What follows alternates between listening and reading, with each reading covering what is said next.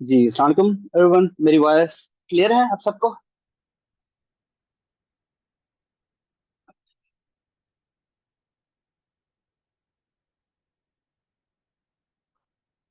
अच्छा जी, मेरी आवाज़ आ रही है? पहले तो आवाज़ और जो प्रेजेंटेशन है वो क्लियर है? आप लोगों को प्रेजेंटेशन शो हो रही है जो मैंने फाइल शेयर की आप लोगों से? तो बिफोर वी स्टार्ट, पहले आप लोग अगर आप में से कोई बात करना चाहे तो वो बात भी कर सकता है। नहीं तो चैट में मुझे बता दें कि मेरी वॉइस और फाइल जो है क्लियर है।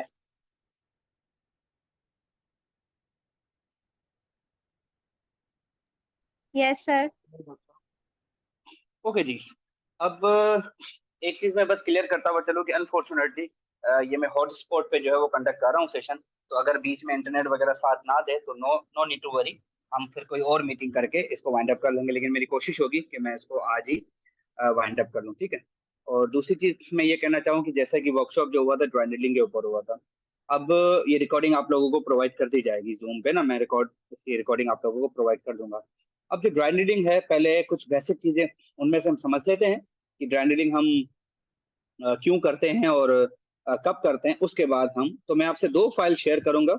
एक आपके सामने शेयर हो रही होगी supraspinatus dry needling for upper extremity, dry needling for the shoulder muscles के लिए शो हो रही होगी। और दूसरी मैं आपसे अभी जो शेयर करूंगा वो शेयर करूंगा फिजियोलॉजिकल मैकेनिज्म ऑफ एक्यूपंक्चर। तो पहले मैं आपको बेसिक थोड़ा सा इंट्रोडक्शन दे दूं ड्राई रीडिंग का, फिर हम जो है वो आगे इसको प्रोसीड करते हैं। अब ड्राई रीडिंग हम क्यों करते हैं, कहाँ पे करते हैं, उसकी इंडिकेशन क्या है, उसकी कॉन्ट्रा इंडिकेशन क्या है, ये मैं पहले आपको थोड़ी बहुत बेसिक चीजें बता दूं। सबसे पहले ड्राई नीडलिंग और एक्यूपंक्चर का मैं आपको फर्क बता दूं। जैसे कि ड्राई नीडलिंग खुद एक उसकी जो डेफिनेशन है वो क्या है कि ड्राई नीडलिंग बेसिकली एक ऐसी टेक्निक है, वेस्टर्न की टेक्निक है। चाइना से एक्यूपंक्चर का आगाज हुआ था, टीसीएम ट्रेडिशनल चाइनीज मेडिसिन। फिर जो है वो आगाज वेस्ट की तरफ आया और वेस्ट से हमारी तरफ एशिया में आया। इसीलिए कुछ लोग इसको ड्राई नीडलिंग को वेस्टर्न एक्यूपंक्चर के नाम से भी कहते हैं, ठीक है। तो एक्यूपंक्चर और ड्राई नीडलिंग में वैसे तो बड़ा फर्क है, लेकिन पहले बेसिक चीजें बता दो। एक ऐसी स्कूल ऑफ थॉट, एक ऐसा समझे कि आप टेक्निक होती है जिसमें हम नीडल्स यूज करते हैं किस पर्पजेस के लिए, उन पर्पजेस को हम थोड़ी देर बाद देखते हैं। तो एक ऐसी टेक्निक जिसमें ड्राई नीडल्स यूज किए जाते हैं in order to achieve some consequences या सम टास्क या सम एप्लीकेशन, उनको हम थोड़ा बहुत देखते हैं। अब कैसे ड्राई नीडलिंग और एक्यूपंक्चर का पहले मैं आप लोगों को फर्क बताता हुआ चलूं कि एक्यूपंक्चर कुछ चैनल्स के ऊपर काम करता है। Like according to the TCM traditional Chinese medicine, body में दो तरह की जो है वो एनर्जीज होती है। वो कोई भी उसका नाम देते हैं, यिन येन ए बी, या आप जो भी वन टू नाम दे दो। जब आप वैसे यिन येन उनका बेसिकली नाम होता है। So according to their school of thought, according to their science, TCM में क्या होता है, एक्यूपंक्चर में क्या होता है कि बॉडी में जब भी कोई बॉडी बीमार होगी, चाहे उसको बुखार हो, चाहे कोई सिस्टमिक इलनेस हो लाइक बुखार जुकाम वगैरह, पेट का दर्द या कोई भी दर्द हो, सिस्टमिक इलनेस में आ गया, या कोई सोमेटिक फिजिकल डिस्फंक्शन हो लाइक आपकी कोई ज्वाइंट रिस्ट्रिक्शन, आपको कोई फिजिकल आपका लॉस, आपकी इम्पेयरमेंट वगैरह। तो अकॉर्डिंग टू देम बॉडी में जब भी बॉडी बीमार होती है तो दो तरह की एनर्जी जो मैंने आपको बताई, येन और येन, वो ऊपर नीचे हो जाती है, इम्बैलेंस हो जाती है। मतलब या तो येन नीचे हो जाती है, येन ऊपर हो जाती है, इस तरह करके। तो बेहतर ये होता है कि उन कंडीशन को डील करने से बेहतर हम उस एनर्जी का जो बैलेंस है वो इक्वल कर दो और बंदा ठीक हो जाएगा। ये उनका एक छोटा सा कॉन्सेप्ट है, मैं आपको सिर्फ समझा रहा हूँ। और वो उनके हिसाब से उन हर कंडीशन के, हर सिस्टम के, हर ऑर्गन के बॉडी में चैनल्स होते हैं जिसको मेराडियन चैनल्स का नाम दिया जाता है। उसमें एनर्जी फ्लो करती है। जब उस एनर्जी को आप स्टिमुलेट करते हो बाय एक्यूपंक्चर नीडल्स, और वो जाके जिस ऑर्गन का चैनल होगा उसको स्टिमुलेट करेगा, फिर उसकी एनर्जी अगर कम है तो बढ़ा दी जाएगी, अगर बढ़ी हुई है तो कम कर दी जाएगी। जिस तरह आसान लफ्जों में रिफ्लेक्स आर्क जो हमारा होता है, जो एक्शन पोटेंशियल पे काम करता है, इम्पल्स पे काम करता है। तो अगर जब भी हमने किसी मसल की मूवमेंट करानी होती है तो बॉडी क्या करती है कि दो तरह के इम्पल्सेस भेजती है। एक इम्पल्स बॉडी भेजती है उसको जिस मसल को कॉन्ट्रेक्शन करना है उसको कॉन्ट्रेक्शन के इम्पल्सेस भेजती है, और एक उसके एंटागोनिस्टिक मसल को रिलैक्स करने के लिए। ये एक सिंपल, एक मैं आपको रैंडम मिसाल दे रहा हूँ अपना एक्यूपंक्चर का। अब हम ड्राई नीडल्स की जब बात करें तो ड्राई नीडलिंग चैनल के बुनियाद पे काम नहीं करती। ड्राई नीडलिंग बेसिकली वर्क करती है फिजिकल कंडीशन के, मतलब जहां पर फिजिकल प्रॉब्लम है वहां पर। फॉर इंस्टेंस अगर कहीं पे किसी का डेल्टॉइड मसल का प्रॉब्लम है या बाइसेप मसल का प्रॉब्लम है, तो जहां तक डेल्टॉइड लगा हुआ है उस एरिया में ही आपने ड्राई नीडलिंग करनी है। लेकिन जब आप एक्यूपंक्चर की बात करोगे तो ड्राई नीडलिंग डेल्टॉइड मसल को ठीक करने का पॉइंट किसी और जगह पे भी निकल सकता है। जैसे डेल्टॉइड का जो डर्माटोमा वो C5 है, तो क्वाइट पॉसिबल C5 से एक्यूपंक्चर उसको ठीक कर सकता हो। दिस इज क्योंकि वो एनर्जी बेस है ना, उसका चैनल कहीं पे भी हो सकता है, डेल्टोइड का कहीं होगा, बाइसेप का कहीं होगा, नी का कहीं होगा। ये भी पॉसिबल है कि नी पेन में जो एक्यूपंक्चर के चैनल हो वो हिप में निकले या नी से नीचे निकले। जब आप जॉइंट नीडलिंग करोगे नी के मसल्स के लिए अवल तो आपने नीडलिंग जो है नी पे ही करनी है। ये छोटा सा डिफरेंस है जॉइंट नीडलिंग और एक्यूपंक्चर के ऊपर। दूसरा, नीडल में भी बड़ा फर्क होता है। जो ड्राई नीडल्स होते हैं वो बड़े थोड़े से टफ होते हैं और मोटे होते हैं, तगड़े होते हैं। व्हेन यू टॉक अबाउट क्योंकि उन्होंने डीपर जाना होता है, when you talk about the acupuncture needle, वो थोड़े से पतले होते हैं। रीजन क्योंकि उन्होंने सिर्फ चैनल तक पहुंचना था, और वो चैनल डीपर भी होते हैं, सुपरफिशियल भी होते हैं, स्किन बेस्ड भी होते हैं और मसल बेस्ड भी होते हैं बहरहाल। तो ये एक छोटा सा डिफरेंस है। अब ग्राइंडिंग हम कहाँ पर करते हैं कहाँ पर नहीं करते, उसको ना समझाने के लिए मैं एक दो थ्योरी आपको बता देता हूँ। अगर आप उसको पढ़ना चाहें तो बुक में आपसे शेयर कर दूंगा फाइल, आप उसको डिटेल में पढ़ें, नो इशू विद दैट। लेकिन उसका ना बेसिक मैं आपको कॉन्सेप्ट क्लियर कर देता हूँ। ग्राइंडिंग हम हर उस फिजिकल कंडीशन पे करेंगे जो फिजिकल कंडीशन या तो आप अपनी आंखों से देख सको या कम से कम उसको फील कर सको। ये मैं आपको सिर्फ समझाने के लिए बता रहा हूँ। वैसे इसकी इंडिकेशन और भी बहुत सारा निकल सकती हैं। लोग इसको पेन मैनेजमेंट में यूज करते हैं, ब्लड सर्कुलेशन को इम्प्रूव करने के लिए, स्कार हीलिंग, स्कार को खत्म करने के लिए, हीलिंग को प्रमोट करने के लिए, मसल स्पाज्म, ट्रिगर पॉइंट्स वगैरह के लिए यूज होता है, नो डाउट। लेकिन मैं आपको एक ऐसी मुख्तसर लाइन बता रहा हूँ जिससे शायद आपका और भी कॉन्सेप्ट क्लियर हो जाए। तो मेरी तरफ से वो जो लाइन है वो ये है कि ड्राई नीडलिंग हम हर उस कंडीशन में करेंगे जिस कंडीशन को आप कम से कम या तो देख सको, अगर देख नहीं सके तो कम से कम फील कर सको। मैं आपको एक एग्जांपल देता हूँ। अगर हम किसी के ट्रिगर पॉइंट्स की बात करें तो ट्रिगर पॉइंट मेरे ख्याल से आप कभी भी देख नहीं सकेंगे, किसी पेशेंट के भी आप देख नहीं सकोगे, अपने भी नहीं देख पाओगे। लेकिन जब आप फील की बात करो तो आप ट्रिगर पॉइंट उसके फील जरूर कर सकते हो। तो मतलब अगर आपसे कोई पूछे तो आप वहां पर ग्राइंडलिंग कर सकते हो। अगर मैं किसी के पेन की बात करूं, नी पेन हो गया, हिप पेन हो गया, आपको ना नी पेन दिखता है ना फील होता है। ऐसे ही पेशेंट फील कर सकता है, पेशेंट आपको स्केल के थ्रू बता सकता है कि मेरा पेन इतना है, इतना नहीं है, या शार्प शूटिंग है। लेकिन आप उसको फील नहीं कर पाओगे, तो इट मीन आप वहां पे ग्राइंडलिंग नहीं कर सकते। If you talk about the sciatica, sciatica आपको दिखती है नहीं, आपको फील होती है नहीं, पेशेंट फील करता है, तो मतलब आप वहां पे नहीं कर सकते। या फ्रोजन शोल्डर, तो आसान लफ्जों में मुख्तसर करके ऐसी ऐसी फिजिकल डिसफंक्शन जो आपको या तो दिखे या फील हो, आप वहां पे ड्राई नीडलिंग कर सकते हो। मैं आपको एक और एग्जांपल देता हूँ, मसल स्पाज्म। अगर आपको दिखे नहीं तो कम से कम फील होगा। मसल टाइटनेस दिखता नहीं है लेकिन फील जरूर होता है। फील कैसे होगा?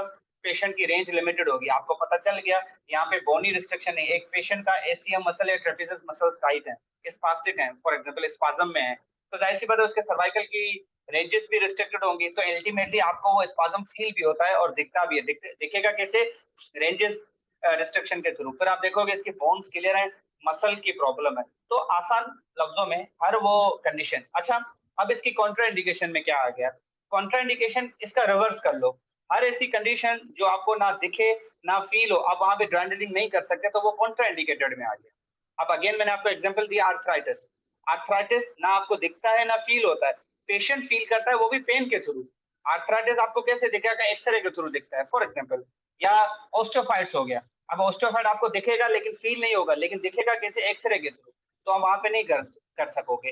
हाँ, अगर कोई ऐसी कंडीशन है जो आपको या तो दिखती हो या फील होती है। अब नर्व का पेन है, नर्व का पेन ना आपको दिखेगा ना फील होगा, पेशेंट को फील होगा, तो मतलब आप वहां पे नर्व को रिलीज नहीं कर सकोगे। नर्व इंटरप्ट है, अगर किसी की इंटरवर्टिबल इंटर जो वर्टिबल न्यूरामेन फोरामेन है, वहां पे अगर किसी की नर्व फंसी हुई है, डिस्क बल्ज है फॉर एग्जांपल, ना आपको दिखेगा ना फील होगा। एमआरआई के थ्रू भले दिख जाए लेकिन आपको वैसे वो दिखेगा नहीं, ना ही फील होगा। पेशेंट को उसको पेन फील होता है, तो आप वहां पे नहीं कर सकते।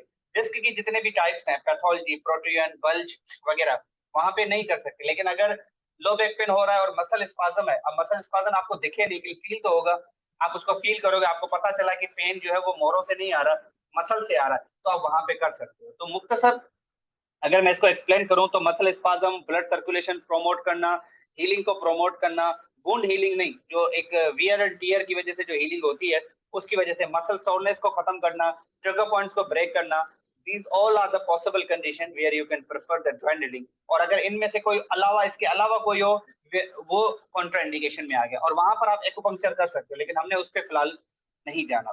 तो मेरे ख्याल से जॉइंट हीलिंग की इंडिकेशन और जो कॉन्ट्राइंडिकेशन है वो क्लियर है, और टॉप एक्सप्लेनेशन भी क्लियर है। अब ड्राइंडलिंग का फिजियोलॉजिकल मैकेनिज्म क्या है? अब ड्राइंडलिंग का जो फिजियोलॉजिकल मैकेनिज्म है वो different school of thoughts, different languages में उसको एक्सप्लेन करते हैं। मैं आपको एक थ्योरी देता हूँ। अब जब हम इंजेक्शन वगैरह लगवाते हैं ना इंट्रामस्कुलर, हम अपने डेल्टोइड पे लगाएं या बटक्स पे लगवाते हैं, तो वहां पे ना दो तीन पॉसिबिलिटीज होती है। अगर इंजेक्शन थोड़ी बहुत रफ लग जाए या गलत टेक्निकल माल प्रैक्टिस की वजह लगे, तो हमें फौरी तौर पे वहां पे इन्फ्लेमेशन होती है। अच्छा, एशिया में जो ज्यादातर ड्राइंडलिंग होती है वो या तो पेन मैनेजमेंट के लिए होती है, ठीक है, और ड्राइंडलिंग, और या तो ट्रिगर पॉइंट्स ब्रेक करने के लिए। फिर ट्रिगर पॉइंट ब्रेक करने में भी लोग उसी में इंजेक्शन में कुछ ड्रग्स भी ऐड करते हैं, वो अलग बात है, लेकिन हम फिलहाल dry needling for a trigger point use करते हैं। अब मैं आपको एक एग्जांपल दे रहा था कि जब हमें गलत इंजेक्शन वगैरह लग जाती है, फॉर एग्जांपल डेल्टोइड पे या कहीं पे भी, हमें ना फौरी तौर पे वहां पे थोड़ी सी स्वेलिंग हो जाती है, इन्फ्लेमेशन हो जाती है, दाना बन जाता है। हम फौरी तौर पे क्या करते हैं, या तो उसकी रबिंग करते हैं या फिर आइसिंग करते हैं, दोनों पॉसिबिलिटीज। और दोनों का मकसद क्या है कि जहाँ पे वो जो स्वेलिंग वगैरह हुई है उसको फौरी तौर पे खत्म किया जाए। मतलब आइसिंग करने का मकसद ये है कि एक इन्फ्लेमेशन हुई है, वहां पे वियर टियर हुई है, तो वहां पे इन्फ्लेमेटरी सेल्स तो आएंगे, जाहिर सी बात है, ताकि क्लॉटिंग करवाएंगे, ताकि ज्यादा ब्लीडिंग वगैरह या जो दो भी ड्रॉपलेट निकला है वो ना हो। अब ये वो चीज थी जो आपके हाथ में नहीं थी, आपने अनइंटेंशनली करवाई, एग्री? इसमें मेरे ख्याल से कोई क्वेश्चन नहीं होगा कि आपने ये अनइंटेंशनली होगी ना, गलत इंजेक्शन लग गया, फुल तौर पे ब्रेन ने सेल भेज दिया, आपने आइसिंग की वगैरह। लेकिन जब हम ड्राई नीडलिंग करते हैं ट्रिगर पॉइंट को ब्रेक करने के लिए, तो हम ये जानबूझकर ड्राई नीडल के थ्रू मैसेजेस देते हैं ब्रेन को कि भाई यहाँ पर आओ, यहाँ पे हम वियर टियर करने वाले हैं। वियर टियर चाहे एक्टिव हो या पैसिव हो, ब्रेन ने तो इम्पल्सेस भेजने हैं, ब्रेन का तो काम ही यही है कि चीजें डिटेक्ट करना, अगर कहीं पे वियर टियर हुआ है तो वहां पे हीलिंग सेल्स वगैरह भेज देना, ये तो ब्रेन का बेसिक काम है बहरहाल। तो वहां पे ट्रिगर पॉइंट को ब्रेक करके हम उसको फील करते हैं, हम सबको पता है ट्रिगर पॉइंट्स क्या है। चलिए ट्रिगर पॉइंट्स पे भी बात पे आते हैं। तो ट्रिगर पॉइंट्स को जब हम ब्रेक करते हैं तो मैसेजेस जाते हैं ब्रेन को कि भाई यहाँ पर कोई वियर टियर हुआ है, कोई नुकसान हुआ है, काइंडली उसकी भरपाई की जाए। तो वो भरपाई कैसी होगी कि वहां से हीलिंग सेल्स आएंगे, प्रोलिफरेटिव या जो भी क्लॉटिंग वगैरह के सेल्स आएंगे वो आएंगे और वहां पे हीलिंग करके वापस चले जाएंगे। तो मतलब दो सिनेरियोज आपके सामने थे। पहला एक ऐसा सिनेरियो जहां पे अनइंटेंशनली स्वेलिंग हो गई, अनइंटेंशनली वियर टियर हो गया जो आपके हाथ में नहीं था, लेकिन ब्रेन ने उसकी हीलिंग वगैरह करवा दी। एक दूसरे केस में आपने वही पैसिवली जानबूझकर इंटेंशनली वॉलंटरली वहां पे वो वियर एंड टियर करवाया, ताकि वहां पे क्यों वियर एंड टियर करवाया उसका आंसर मैं आपको देता हूँ। पहले तो वियर टियर इसीलिए करवाया क्योंकि वहां पर ब्रेन के सेल्स, क्योंकि आपको पता होना चाहिए कि ट्रिगर पॉइंट्स कुछ ऐसे होते हैं एक्टिव होते हैं, कुछ नॉन एक्टिव होते हैं। कुछ ऐसे एक्टिव होते हैं कि जब भी आप कुछ करो ना करो आपको पेन होता रहता है। कुछ ऐसे होते हैं जो उसको हम फंक्शनल कह सकते हैं, ट्विचिंग ट्रिगर पॉइंट्स कह सकते हैं। कुछ ऐसे होते हैं जो मसल्स में मौजूद होते हैं लेकिन पेन नहीं करते। पेन तब करेंगे जब वो मसल स्टिमुलेट होगा, जब वो मसल यूज होगा, जब वो मसल स्ट्रेच होगा, या जब वो मसल एक कॉन्ट्रैक्ट करेगा। तो this is how you can understand well. तो बहरहाल अब वो जो ट्रिगर पॉइंट है जो वहां पे पेनफुल हैं, लेकिन अब उनको खत्म कौन करेगा? तो उसको खत्म या तो हम मैनुअली करते हैं, लेजर से इलेक्ट्रोथेरेपी के थ्रू करते हैं, या समटाइम आइसिंग या इलेक्ट्रोथेरेपी के, लेकिन मैनुअली आपको ज्यादा रिजल्ट देता है। ट्रिगर पॉइंट के थ्रू क्या होगा, पहले तो उस ट्रिगर पॉइंट को आप फील करोगे कि वो है कहाँ पर, किस मसल में मौजूद है पहले तो। फिर जिस जहां पे आपको मौजूद हुआ वहां पे आप ग्राइंडरिंग करके उसको स्मॉल हैमरिंग, कभी आपने सोनार वगैरह को देखा होगा ना, वो छोटी सी हथौड़ी लेके स्ट्राइकिंग करता है, वो एक छोटे से स्ट्राइक ऑसिलेशन देता है हैमर के through. That kind of hammering, that kind of oscillatory movement, they are produced by your thumb either या बाय ड्राई नीडल। तो जैसे ही आप ड्राई नीडल ट्रिगर पॉइंट के ऊपर रखते हो फिर उसको ब्रेक करते हो। अब आप जब आपने 6-8 बार जितना भी स्ट्राइक आपने स्ट्रोक दिए उसको, उसके बाद नाउ यू वेट। वेट क्या करोगे, अब दोबारा उसी ट्रिगर पॉइंट को नहीं छेड़ना, आपने नीडल निकाल दिया। बाकी हम देखते हैं नीडल की एंगल वगैरह, नीडल आपने निकाल दिया। अब जो आपने वियर एंड टियर किया है जिसकी वजह से वो ट्रिगर पॉइंट टूटा है, ट्रिगर पॉइंट क्या था कि एक मसल 1000 फाइबर्स का बना हुआ है, जब उसके 8-10 फाइबर्स या 100 फाइबर्स मिलके एक नॉट बना लेते हैं बेसिकली, और वो कॉन्ट्रेक्शन नहीं करवा रहे, लेकिन वो तब छिड़ेंगे, वो तब स्टिमुलेट होते हैं जब पूरा मसल स्टिमुलेट होता है, कॉन्ट्रैक्ट करता है, वैसे वो पेन नहीं करता। अब वो जो 10, 100, 100, 50, 100 फाइबर थे जो आपस में जुड़ गए, जब आप उसको फील करके पेनिट्रेट करके डीप ड्राई नीडल से उसको ब्रेक करते हो, तो जाहिर सी बात है वो फाइबर्स टूटेंगे, थोड़ा बहुत पेशेंट को पेन होगा, और पेशेंट के ब्रेन को इम्पल्सिस जाएगा कि वहां पे वियर टियर हुआ है।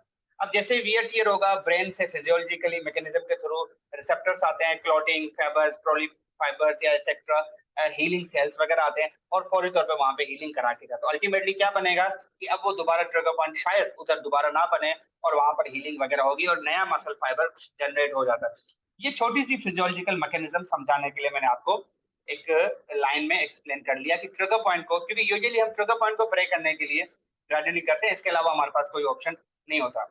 स्पाज्म वगैरह में रिलीज करने के लिए जहाँ पे मसल स्पाज्म हो रहा होता है वहां पे आपने ड्राई नीडल्स लगा देने होते हैं सिंपल, और कुछ टाइम के लिए जो है वो आप उसको निकाल देते हो, और वहां पे वो जहाँ पे टोन कम होती है वहां पे ड्राई नीडल काम नहीं करते, जहाँ पे टोन बढ़ जाती है, स्पाज्म हाइपरटोनिसिटी, वहां पर शायद टोन को बैलेंस करने के लिए यूज हो जाए। दूसरा, स्कार वगैरह जहाँ पे होता है तो इस्केमिक जो स्कार्स होते हैं आपको पता होता है, छोटे मोटे जो कॉन्ट्रैक्चर्स वगैरह स्किन लेवल पे डेवलप होते हैं, मसल लेवल पे नहीं। जब वो डेवलप हो जाते हैं तो वहां पर ब्लड सर्कुलेशन वगैरह रुक जाती है, तो उसके पेरीफ्री में जब आप ड्राई नीडल्स वगैरह लगाते हो तो अगेन ड्राई नीडल वहां पर सेंसरी रिसेप्टर्स के थ्रू मैसेजेस ब्रेन को भेजते हैं कि यहाँ पर जो है वो ब्रेन जैसे ही भेजेगा फिर ब्रेन उसको डिटेक्ट करता है। अब ऐसी बात है, ब्रेन मैसेज भेजेगा, ब्लड फाइबर आएंगे, ब्लड के कंपोनेंट्स आते हैं, तो इस तरह करके स्कार हीलिंग में भी somehow हेल्प करता है। सो आसान, this is a classic physiological mechanism which the adrenaline basically do does in our body, और इसी के थ्रू ही adrenaline फायदा देता है। एशिया में ज्यादातर हम adrenaline ट्रिगर पॉइंट्स के लिए देते हैं, इसके अलावा हम बहुत ही कम यूज करते हैं बाकी कॉन्सेप्ट के ऊपर, लेकिन बाकी कॉन्सेप्ट में आपके एक्यूपंक्चर यूज होती है। तो अब अगर किसी का adrenaline से वापस का क्वेश्चन हो तो आप पूछ लो, नहीं तो अब इसके बाद मेरा टॉपिक होगा adrenaline हम ट्रैकिंग कैसे करते हैं, पकड़ते कैसे हैं, और उसकी प्लेसमेंट कैसे करते हैं। तो अगर ब्रांडलिंग से वापस का कोई क्वेश्चन नहीं है तो मैं इसको आगे प्रोसीड करूँ, अगर है तो यू कैन आस्क, अगर कोई पूछना चाहे तो पूछे बस।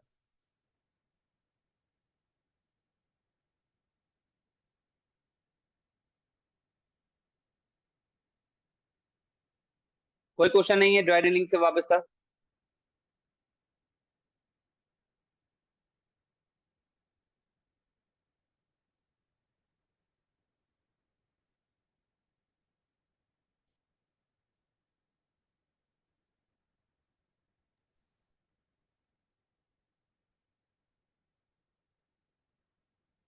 ओके, अब मैं आपसे ना एक ब्रांडलिंग रैंडम शेयर करता हूँ, मुझे बताएं स्क्रीन शेयर हो रही है आपसे?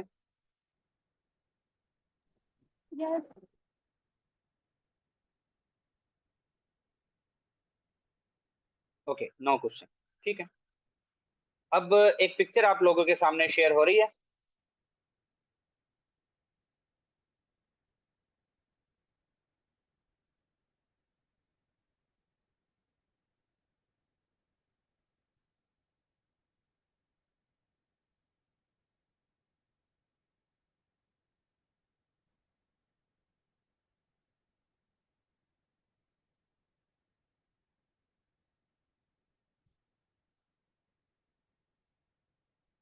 ओके जी, अब इस पिक्चर को अगर आप थोड़ा सा गौर से देखेंगे तो ऊपर से एपिडर्मिस आ रही है, सही है, और स्किन है, एपिडर्मिस है, स्किन एपिडर्मिस, उसके बाद डर्मिस की दो लेयर्स हैं, उसके बाद फैट है, फैट के बाद मसल है, और मसल में ही ट्रिगर पॉइंट बनता है, और मसल के बीच से नीचे से कोई भी नर्व गुजर सकती है, ठीक है बहरहाल।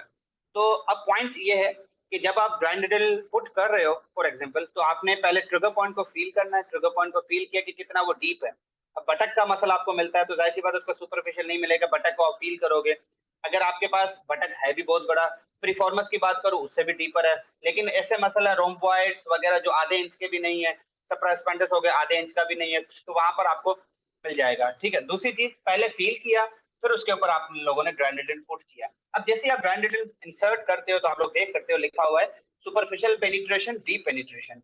सुपरफिशियल पेनिट्रेशन क्या है कि जब आप स्किन और फेशा को तो क्रॉस करते हो, लेकिन अभी तक आपने मसल को नहीं किया, क्योंकि आप ट्रिगर पॉइंट के ऊपर नहीं पहुंचे। डीप तब होगा जैसे ही मसल के ऊपर आपका नीडल पहुंचता है, फौरी तौर पे स्टिमुलस मैसेजेस ब्रेन को चले जाते हैं, और this is how we work. इसके ऊपर भी हम बात करेंगे, लेकिन उससे पहले मैं आपको सिर्फ पिक्चर दिखाना चाह रहा था कि किस तरह ट्रिगर पॉइंट के ऊपर जैसे ही नीडल पहुंचता है हमने उसकी न्यूरो एनाटमी नर्व का भी ख्याल रखना है।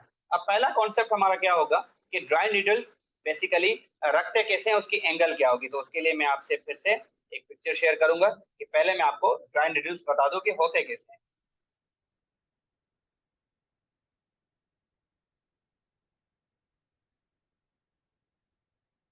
अब मैं आपको पहले इमेज शो करता हूँ कि एक ड्राई नीडल बेसिकली दिखता कैसे है, ठीक है। अब एक मैं आपको रैंडम ड्राई नीडल दिखा देता हूँ।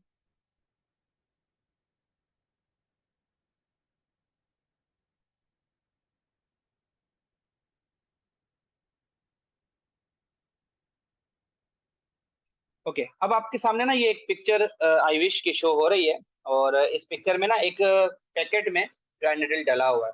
वहां पर सारे ओपन थे, लेकिन मैं आपको ये पैकेट में आपको समझा देता हूँ। अब इस बॉक्स में अगर आप थोड़ा सा गौर से देखेंगे, इस बॉक्स में एक ब्लू कलर का होल्डर है, जो इसको होल्ड करके रखता है ड्राई निडल को, और फिर ड्राई निडल है, और इसके बाद जो ड्राई निडल अंदर प्लेस्ड होता है वो एक गार्ड में प्लेस्ड होता है, प्लास्टिक की एक स्ट्रक्चर होती है, वो भी मैं आपको दिखा देता हूँ। ये एक बेसिक, इसका बेसिक इंट्रोडक्शन है।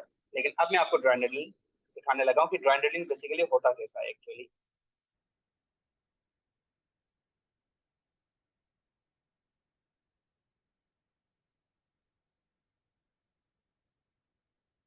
अच्छा जी। अब ड्राई निडल जो एक होता है, जो ऊपर हमने देखा ब्लू कलर का, वो ब्लू आपने फेंक दिया, वो डिस्पोजेबल होता है और उसका गार्ड होता है। फिर ड्राई निडल के अंदर जो बेसिक ड्राई निडल होता है, उसमें ना दो चीजें होती है, एक स्प्रिंग वाला पार्ट होता है और एक स्प्रिंग लेस पार्ट होता है। अगर आपको ये पिक्चर ठीक से दिख रही है, मैं इसको थोड़ा सा ऊपर ले आता हूँ जूम करके। जिस हाथ में इसने ड्राई निडल पकड़ा हुआ है बेसिकली, जिस हाथ में इसने, इसके अगर आप गौर से देखोगे कि ड्राई निडल के ऊपर एक प्लास्टिक का कवर इसने पकड़ा हुआ है पहले, इसको कहते हैं गार्ड, इसको कहते हैं प्रोटेक्टर। और ये क्यों यूज होता है? ये ड्राई निडल को प्रिक करते वक्त यूज होता है, इसके बगैर आप इसको प्रिक नहीं कर पाओगे। इसे हम कहते हैं ड्राई निडल का गार्ड है, ये ड्राई निडलिंग का प्रोटेक्टर होता है। और उसके बराबर अगर आप देखोगे जो ड्राई निडल लगा हुआ है, उसके ऊपर इस तरह की प्लास्टिक की कोटिंग नहीं है, क्योंकि वो लग चुका है। और उसमें अगर आप देखोगे तो एक स्प्रिंग वाला पार्ट है, एक स्प्रिंग लेस पार्ट है। जो स्प्रिंग लेस पार्ट है उसको टच नहीं किया जाता, क्योंकि वो स्किन के अंदर जाता है। जो स्प्रिंग वाला पार्ट है हाइजीन की वजह से, और जो स्प्रिंग वाला पार्ट है वहां से आप उसको पकड़ सकते हो। ये एक बेसिक इंट्रोडक्शन था ड्राई निडल का। दूसरा, नॉर्मल जो ड्राई निडल मसल के ऊपर एंगल लगती है, वो 60 से 90 के दरमियान, 60 से 90 के दरमियान आप कोई भी एंगल चूज कर सकते हैं। जिसमें अगर इन ड्राई निडल्स की बात करूं, ये 70-80 के एंगल पे लगे हुए हैं। तो पहले आप मसल को फील करते हो। मसल के तीन पार्ट होते हैं, ओरिजिन, इंसर्शन और बेली। कभी भी ओरिजिन इंसर्शन पे नहीं लगाया, इंसर्शन पे बहुत ही कम लोग यूज करते हैं, लेकिन बेली में लगाते हैं। बेली में भी लगाने का तरीका है, आपको किसी मसल की बेली निकालनी है तो उसकी रेजिस्टेड मूवमेंट करा के पहले बेली को फील करना है। फिर उसके ऊपर 60 से 90 के दरमियान कोई भी एंगल आप चूज करते हो, वो डिपेंड करता है कि आपका टारगेट क्या है। अगर आप उसके ट्रिगर पॉइंट पे देना चाहते हो तो डायरेक्टली उसके ऊपर रखा, प्रेस किया और डायरेक्टली उसकी डेप्थ तक ले गए। लेकिन अगर आप उसके स्पाजम के लिए लगा रहे हो, तो कुछ लोग एंगल 90 से नीचे 80, 60, 70 तक भी लाते हैं, ताकि maximum area of muscle cover up हो जाए। एक आधे इंच का मसल है आपका सप्रास्पेंटस, तो उसको अगर आप 2 इंच का नीडल दोगे तो आधा इंच, चौथा हिस्सा भी नीडल का नहीं जाएगा और नीडल रुक जाएगा। क्यों? वो मसल ही आधे इंच का है, नीडल आपने 2 इंच का लगा लिया। तो this is how you need to understand. फिर आप वहां पे आप एंगल चेंज करते हो, ताकि मैक्सिमम सप्रास्पेंटस मसल का एरिया कवर अप हो जाए। फिर तीसरी चीज, न्यूरो एनेटमी। अगर आपको ये नहीं पता कि कहाँ पे नर्व निकल रही है कहाँ पे नहीं, तो आप नर्व को डैमेज कर सकते हैं। लेकिन ऐसा नहीं है कि डायरेक्टली ड्राई नीडल नर्व को डैमेज करेगा। पहले आप पेशेंट से पूछते हो, पेशेंट से कंसर्न लेना लाजम होता है। जब आप नीडलिंग कर रहे हो, पेशेंट कहता है कि मुझे इसका पेन लग रहा है कि रेडिएट करके बाजू में जा रहा है, आपने फौरी तौर पर निकाल लेना। लेकिन अगर आप उसको इग्नोर करके फिर भी जबरदस्ती लगा रहे हो, तो आपकी नर्व पैरालिसिस होगी। एक नर्व इतनी वीक नहीं है कि आपने थोड़ा सा लगाया और वो पैरालाइज होगी। ठीक है, तो ये वैसे कॉन्सेप्ट आपने समझने बिल्कुल लाजमी है। फिर ये पिक्चर आपके सामने शो हो रही है इलेक्ट्रोडायनेमिक। इलेक्ट्रोडायनेमिक क्या होता है कि नीडल आपने लगा दी है ड्राई नीडल्स के, उसके ऊपर करंट आपने लगा दी, तो जितनी देर करंट चलती रहेगी, कुछ लोग इसमें टेंस की लगाते हैं, लेकिन नीडल का स्टिमुलेटर अपना होता है। कुछ लोग, जैसे ही आपने जितनी देर के लिए करंट दी, नीडल के थ्रू करंट अंदर जाएगी। आपने 30 सेकंड, 30 मिनट करंट दी, तो 30 मिनट तक ड्राई नीडल लगा रहेगा। लेकिन अब अगर आप इलेक्ट्रोथेरेपी के बगैर देते हो, तो कुछ लोग ड्राई नीडल 5 मिनट के लिए रखते हैं, 2 मिनट के लिए लगते हैं। लेकिन अगर आप ड्राई नीडल ट्रिगर पॉइंट्स के लिए देते हो, तो ट्रिगर पॉइंट के ऊपर जितनी देर आपने स्ट्राइकिंग की, अब नीडल निकाल दो। अब उस ट्रिगर पॉइंट को दोबारा नहीं छेड़ना आपने 24 घंटे के लिए। लेकिन उसके बराबर में एक और ट्रिगर पॉइंट है, तो उसको आप लगा सकते हो। तो अगर आप ट्रिगर पॉइंट डिसाइड कर रहा है कि ड्राई नीडलिंग आप किसके लिए करते हो, अगर ड्राई नीडलिंग ट्रिगर पॉइंट के लिए कर रहे हो, ट्रिगर पॉइंट जैसे ही टूटा, 6-7 स्ट्राइक दी, निकाल दो। ठीक है, अब आप उस पर दोबारा 24 घंटे के लिए नहीं करोगे, किसी और ट्रिगर पॉइंट के ऊपर कर सकते हो। अगर आप स्पाजम के लिए दे रहे हो बगैर इलेक्ट्रोथेरेपी के लिए, तो आप 5-10 मिनट, 15 मिनट रखें, नोट्स, कोई इशू नहीं है। लेकिन इलेक्ट्रोथेरेपी करते हो तो जितनी देर करंट चल रही है उतनी देर आप उसकी ड्राई नीडलिंग कर सकते हो। तो ये चीजें आप लोगों ने समझनी है। ठीक है, अब हम देखते हैं ड्राई नीडल्स की एंगल। ड्राई नीडल हम प्रिकिंग एंगल देखते हैं कि नॉर्मली हम कितने एंगल चूज करते हैं। अब प्रिक करने के लिए अगर आप देखोगे, एक एंगल आपके सामने ये है। अब ये 90 डिग्री तो नहीं है, ये 45 डिग्री है। कम से कम 50 डिग्री से तो पक्का पक्का नीचे, जो आपके सामने पिक्चर शो हो रही है। अब आप जब किसी एक ही ऐसे मसल पे टारगेट करते हो जो मसल के पूरे एरिया को आप कवर करना चाहते हो, तो आप 90 से कम एंगल भी रखते हो। वहीं पर मैं आपको ये वाली एंगल दिखाऊं, ये एंगल चेक कर दो, ये पूरी 90 डिग्री है, कि जब आप ड्राई नीडल कर रहे हो बेसिकली, तो जिस ट्रिगर पॉइंट के ऊपर या जिस टास्क के ऊपर कर आपको फील हुआ कि मुझे टारगेट मिल गया, तो आप वहां पे 90 वाली एंगल भी चूज करते, इसलिए मैंने आपको एंगल वेरिएबल बताई है, क्योंकि बहुत सारे पर्सपेक्टिव है। अब एक ये भी तरीका है कि कुछ लोग ना मसल को पकड़ कर फिर ड्राई नीडलिंग लगाते हैं, ठीक है, एक पॉसिबिलिटी ये भी है। कुछ लोग बगैर मसल को पकड़े भी ड्राई नीडल लगाते हैं। अब देखिए इस पे लिखा हुआ है कि ये वर्क कैसा करता है, तो उसकी थोड़ी सी फिजियोलॉजी हम समझने की कोशिश करते हैं कि जो कॉन्सेप्ट हमने पढ़ा वो ये यहाँ पे है कि नहीं है, ठीक है, तो इसको हम थोड़ा सा देख लेते हैं। अब इसने लिखा हुआ मसल पेन के लिए, कहीं पे भी नर्व पेन नहीं होगा, ठीक है, इसीलिए ड्राई नीडलिंग को इंट्रामस्कुलर स्टिमुलेशन भी कहा जाता है, क्योंकि वो स्टिमुलेट करता है। बेनिफिट्स ऑफ ड्राई नीडलिंग देख लो। बेनिफिट्स क्या है, मसल टाइटनेस को मतलब स्पाज्म को डिक्रीज करता है, ब्लड फ्लो को इंक्रीज करता है, और अल्टीमेटली पेन को रिड्यूस करता है। इसके अलावा कहीं पे भी कुछ नहीं लिखा हुआ कि नर्व को या शाटिका वगैरह को वगैरह में कुछ भी इस तरह का लिखा हुआ हो, ठीक है। यहाँ पे देखें कि एक ऐसा मसल जो एनर्जी क्राइसिस को फेस करता है और जहाँ उसके fibres are not getting enough adequate blood supply, मतलब इस्कीमिया, जब किसी में ब्लड सप्लाई नहीं जा रहा तो स्कार वगैरह डेवलप हो जाता है, तो वहां पर ये नॉर्मल ब्लड फ्लो लाने के लिए काम करता है। दूसरा पॉइंट देख लो कि टिश्यू के अराउंड ट्रिगर पॉइंट अगर कहीं पे जनरेट हो जाते हैं तो उसको भी रिलीज करने के लिए, तो बहरहाल बहुत सारे इसमें आपको मिल सकते हैं, ठीक है। ओके, अब हम वापस वापस आते हैं। एंगल भी हमने देख ली, अब हम देखते हैं कि ट्रिगर पॉइंट हमने उसकी फिजियोलॉजी की भी देख ली। अब हमने मसल्स में ना तीन चीजें देखनी है। सबसे पहले मसल्स की एनाटमी, कि मसल्स की बेली कहाँ पर है। नंबर टू, मसल को लेटाना किस पोजीशन में, रेस्टिंग पोजीशन में। अब हम देखते हैं मसल की पोजीशनिंग। अब हम वापस आ जाते हैं उस बुक की तरफ।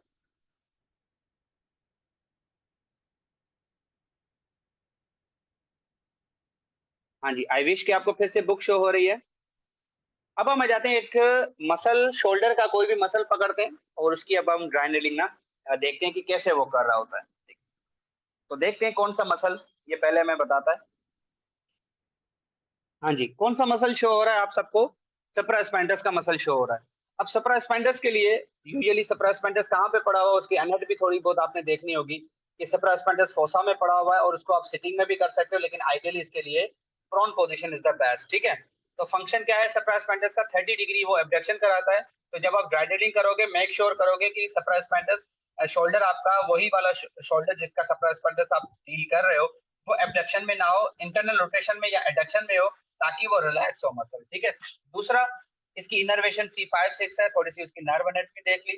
तीसरा, उसमें ट्रिगर पॉइंट मोस्ट कॉमनली कहाँ पे जनरेट होते हैं। अच्छा, ज्यादातर ना ट्रिगर पॉइंट्स के लिए जब हम ड्राई नीडलिंग कर रहे हैं तो हमने ये देखना होता है कि हर मसल में ट्रिगर पॉइंट जनरेट होने के ना कुछ स्पेसिफिक पॉइंट्स हैं, वो आपने समझना होगा। मैं आपको एक इमेज दिखाता हूँ।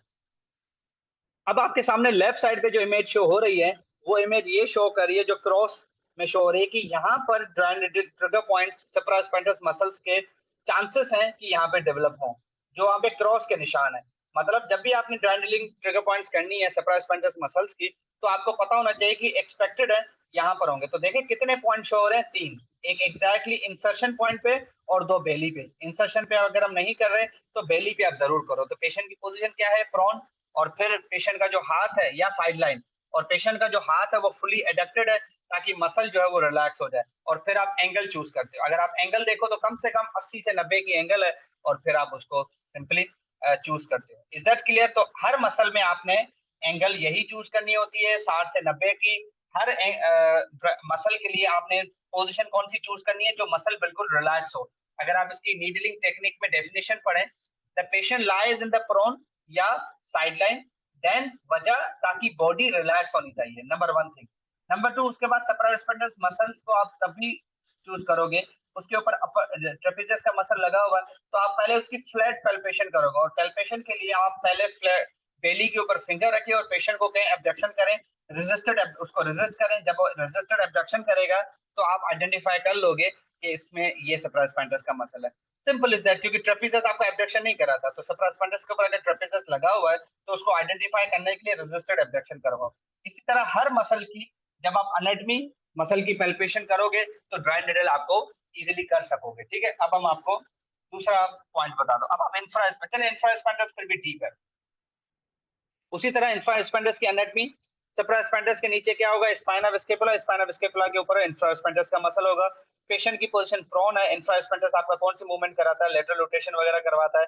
तो पेशेंट को अगर आप एडक्शन में रखोगे, इंटरनली रोटेट करोगे, तो पेशेंट का जो मसल है वो रिलैक्स हो जाएगा। एंगल देखें तो 90 डिग्री ऑफ एंगल पे उस पर रखा हुआ है। लेकिन अगर आप यहाँ पर जो इंफ्रास्पेंडस का मसल है वो बिल्कुल आधे इंच जितना भी नहीं है, बिल्कुल छोटा सा मसल है। तो यहाँ पर अगर आप माइक्रो नीडल्स लगाते हो तो ज्यादा बेहतर है। नहीं तो दूसरा, अगर आप यहाँ पे एंगल चेंज भी करो तो भी ठीक है। लेकिन इसमें कौन सी एंगल रखी हुई है, 90 डिग्री, ठीक है। तो this is how you can understand for every muscle. अब इंफ्रास्पेंटस के पॉसिबल जो ट्रिगर पॉइंट जनरेट होने के जो रेफरल पैटर्न्स हैं वो आपको ये शो हो रहे हैं इस फाइल पिक्चर में, जहाँ पे दो क्रॉस लगे हुए हैं, ठीक है। सीरीज माइनर है, सबका यही स्कूल ऑफ थॉट है, इसमें बिल्कुल आपने टेंशन नहीं लेनी। अब मैं आपको एक और पिक्चर वगैरह दिखा देता हूँ। सब स्कैपुलर थोड़ा सा डीप मसल है, तो अब हम देख लेते हैं डेल्टोइड वगैरह को या बाइसेप वगैरह को। चलिए जी, बाइसेप ब्रेकियाई की अगर मैं बात करूं तो बाइसेप ब्रेकियाई में सेंटर में कभी भी ड्राइनलिंग नहीं की जाती। बाइसेप ब्रेकियाई के जो दोनों मसल्स हैं, बाइसेप मतलब दो, तो जो दो मसल्स हैं, शॉर्ट हेड और लॉन्ग हेड, वहां पे बिल्कुल की जाती है। लेकिन इसको जो दरमियान से मस्कुलोकोटेनियस नर्व जा रही है, इसलिए सेंटर इसको अवॉइड किया जाता है। और दूसरा, इसके बेली में की जाती है, इंसर्शन पे भी इसको बहुत ही कम। तो जहाँ पे दो क्रॉसिंग जो क्रॉस लगे हुए हैं, दैट इंडिकेट की बाइसेप पे यहाँ पे ट्रिगर पॉइंट जनरेट होने के चांसेस हैं। पेशेंट की पोजीशन क्या होगी, supine position, simple is that. Muscle को रिलैक्स रखो, बाइसेप एल्बो की फ्लेक्शन कराता है, तो जब आप एल्बो की एक्सटेंशन करोगे तो बाइसेप का मसल इजीली रिलैक्स हो जाएगा and you easily can do the driving. Is that clear? तो बिल्कुल बेसिक से कॉन्सेप्ट्स हैं इसमें, आपने टेंशन, हर मसल की रटने की जरूरत नहीं है, बस आपने थोड़ा सा कॉन्सेप्ट रखना। चलिए जी, ट्राइसेप को देख लेते हैं। ट्राइसेप एल्बो की एक्सटेंशन कराता है, तो पेशेंट की पोजीशन प्रोन होगी और एल्बो शुड बी फ्लैक्स। अब हम देख लेते हैं ट्राइसेप के।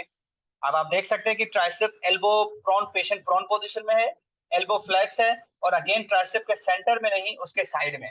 अगर आप ट्रिगर पॉइंट जनरेट होने के चांसेस देख ले तो जहां पे क्रॉस लगा हुआ है वहां पर, और एंगल 90 की है। तो ये फॉर्मूला हर बॉडी के मसल्स के लिए लास्ट में नहीं है कि आपने हर किसी के मसल की जो है वो अलग पोजीशन बनानी होती है। आपने सिर्फ ये देखना है कि उसकी एनाटॉमी क्या है, उसमें बेसिकली उसकी पोजीशन क्या है, किस पोजीशन में मसल जो है रिलैक्स होता है, and you easily can do the dry needle, ठीक है। तो मेरे ख्याल से अगर किसी का कोई क्वेश्चन नहीं है तो हम इसको यहाँ पर ही सम अप करते हैं, ताकि, क्योंकि एक मसल की आपने ड्राई नीडलिंग समझी तो आपने पूरी बॉडी की ड्राई नीडलिंग समझी। अगर आप इसकी बुक भी पढ़ना चाहो तो बुक भी मैं आपसे शेयर कर लेता हूँ, ये फाइल भी मैं आपसे शेयर कर लूंगा, ये इसके यहाँ पे इसके फिजियोलॉजी के मैकेनिज्म भी लिखे हुए हैं। अगर क्वेश्चन है तो वेलकम, नहीं तो मैं आपको एक दो पिक्चर्स दिखा देता हूँ, dry needling for different muscle.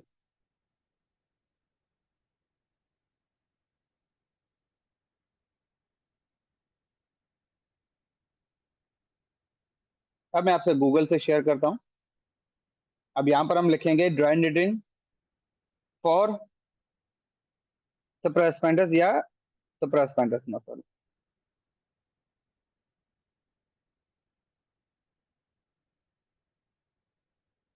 वही पोजीशन आपको मिली, प्रोन पोजीशन या साइडलाइन पोजीशन, ठीक है, क्लियर है। अगर आप इसकी वीडियोस वगैरह भी यूट्यूब पे देखना चाहें तो आप देख सकते हो, मेरे भी यूट्यूब चैनल पे एक दो मसल्स की मैंने अपलोड की है, लेकिन कुछ कुछ है, मैं आपको शो कर देता हूँ।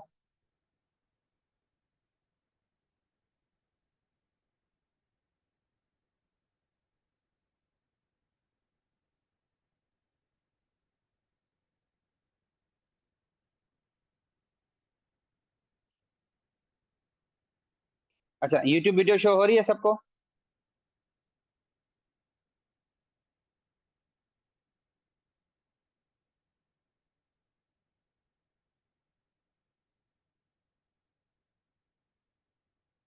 चलें जी, अब मैं आपके सामने ये मेरा यूट्यूब चैनल है, ठीक है, इसको आप पहले सब्सक्राइब वगैरह भी कर लें। मैं इसकी वीडियोस में जाके ना, इसकी आप प्ले लिस्ट में जाएंगे कि कौन कौन सी प्ले लिस्ट है आपके पास, तो प्ले लिस्ट में मैंने ना एक ड्राई नीडलिंग की बनाई है, देखिए डिप्लोमा इन मैनुअल थेरेपी वगैरह सब है, ये ड्राई नीडलिंग मैंने बनाई हुई है।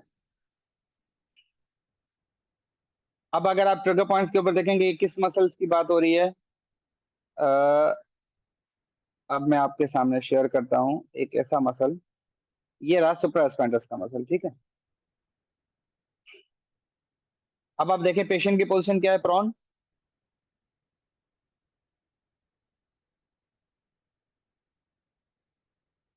अब पहले मसल को पैल्पेट किया जा रहा है, सही है।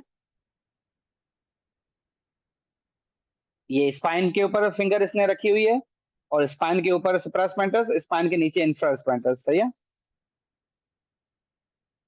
अब लेट्स सी ये किस मसल को टारगेट करते हैं।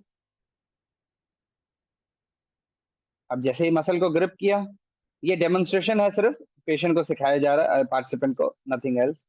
अब मसल को ग्रिप किया, ठीक है, कुछ लोग मसल के ग्रिप के बगैर भी कर सकते हैं। फिर अब ये नीडल कुछ बड़ा ही चूज किया हुआ है, लेकिन again this is just demonstration.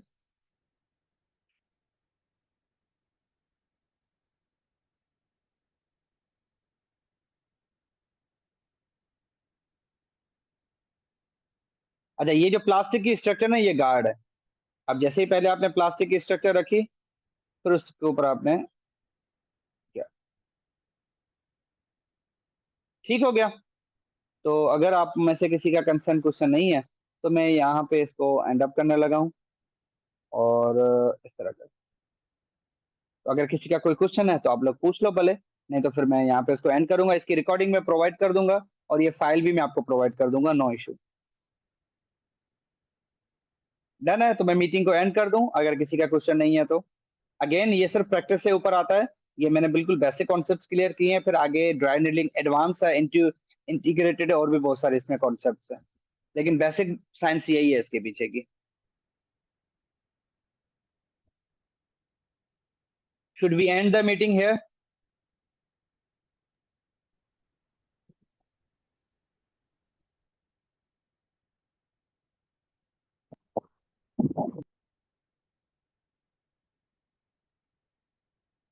चलिए जी, ठीक है, मैं मीटिंग को भी यहाँ पे एंड करके आपको रिकॉर्डिंग रात तक प्रोवाइड कर दूंगा, ठीक है। Thank you so much everyone, Allah Hafiz.